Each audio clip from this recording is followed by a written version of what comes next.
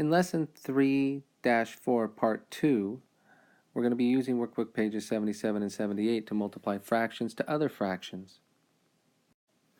When multiplying fractions, the first thing you got to remember is that we never multiply whole numbers when we're multiplying fractions. So if we have a whole number or a mixed number and we're multiplying it to a fraction, the first thing we have to do is change our whole number or our mixed number into a fraction.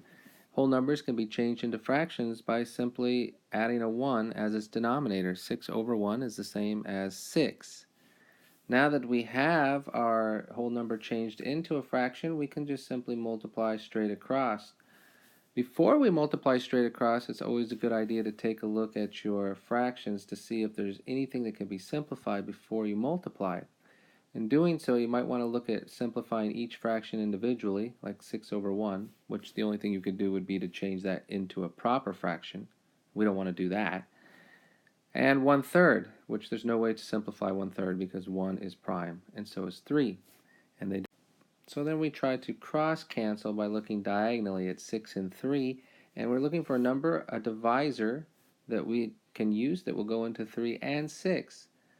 The number 3 will go into both of these numbers, so we're going to cross them both out and replace them after we divide each number by 3. 3 divided by 3 is 1, and 6 divided by 3 is 2. We're replacing those numbers with our new numbers. Now we can multiply straight across. 2 times 1 equals 2, and 1 times 1 equals 1. We now have an improper fraction that needs to be fixed, and any simplifying needs to be done as well. But because we did such a terrific job of simplifying these fractions before we multiplied, we don't have any simplifying to do, but we do have an improper fraction, 2 over 1, that equals 2. This is our final answer. Today you're going to be multiplying some fractions with whole numbers as well as fractions with fractions. Fractions with fractions might be a little simpler when first looking at it because we don't have to change any mixed numbers, so there's one less step. So here we have two fractions that we would again look to try to cross cancel or do any simplifying that we can do before we multiply. There's nothing you can do with 2 and 3 or 1 and 4. We'll try 2 and 4 as we look at our ways of cross canceling, and we see we can divide both 2 and 4 by a number. 2 will go into both. 2 goes into 2 one time. 2 goes into 4 two times. Those are our new numbers.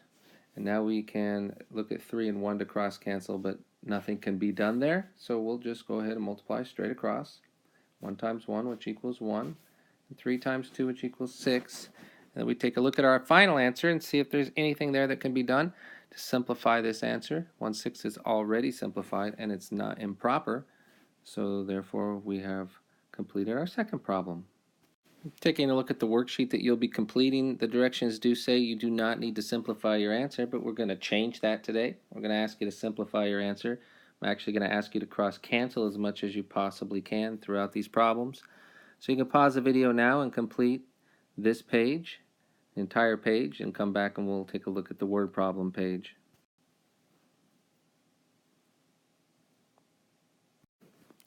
Welcome back, and we'll go over those problems later. Now we have a page with some word problems on it, and I'm going to model the first one for you.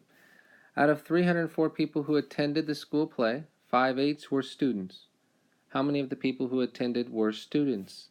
We need to pay attention to the language here again as we're looking for keywords that will tell us what to do. Of course, we're multiplying fractions, so that will help us to know that. But there are 304 people. 5/8 of them were students. How many of the people were students? That keyword is going to be the word of. That tells us to multiply. We know that word means to multiply. So we're going to set our problem up as 304 times 5/8. You could reverse that if you wish. 304 is a whole number that needs to be changed into a fraction by putting a 1 underneath it. We're looking to try to cross cancel. That would be a nice thing to be able to do here with these large numbers, and we can probably cross cancel. We know we can because we know 304 and 8 both have a number that will go into both of those as they're both even numbers. All even numbers 2 will go into. So I'm going to divide both of those numbers by 2. I know that 8 will turn into a 4. 8 divided by 2 is 4.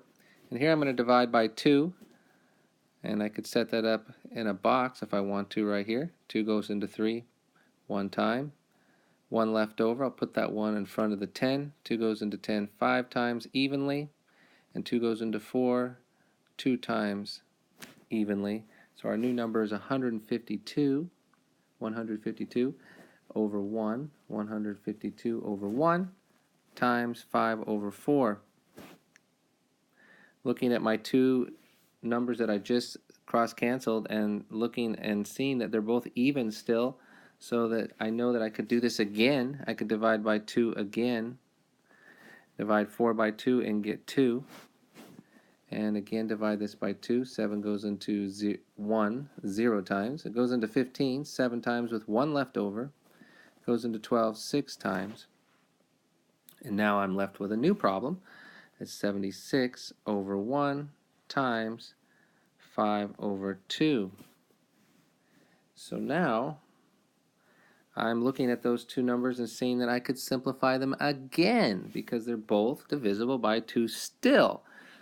And what this means is that I didn't pick the largest number I could divide by in the first place, but I didn't know what that was, so rather than spend a lot of time coming up with that number, I just got started, which is what you should do. So we'll try dividing this again by 2. This will be the last time because 2 divided by 2 is 1. So I won't be able to simplify that anymore.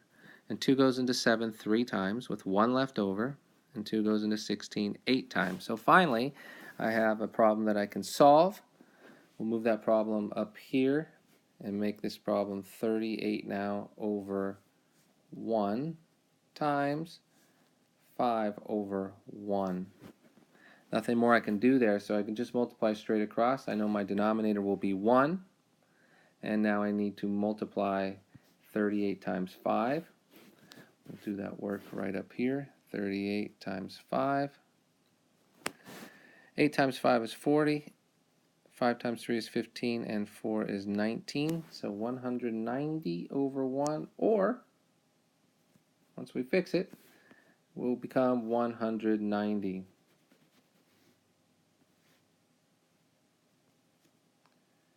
190.